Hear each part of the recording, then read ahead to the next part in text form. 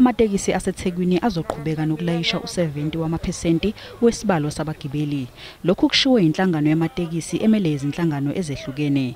Ithi ifuna ukunikeza uhulumeni ithuba lokubhunga kabanzi ngalolu daba. Siqalile ukulayisha u100%.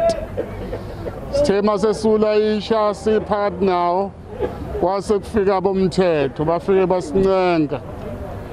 Bathi haya singaxatshaniswa ile inkulumo ezikhulunywayo asibuyele ku70 ngempela ke bathi abalwi nathi bayacela yabona umuntu umecela ke nathi kwaba khona ukuzwelana sazwela sehlela ngezantsi sabuyela kuyena u70 okwenzekile ekseni as usual sabatshela odrava wethu senzolayisha manje 100% capacity bavuka basebenza kuthenje ngo5 asegcwele amaphoyisa yonke indawo yaseNorth. Abashayeli bathi ukulayisha abagibeli abangu70 wamaphesenti kwenza ukuthi ibe ncane kakhulu imali abayiholayo.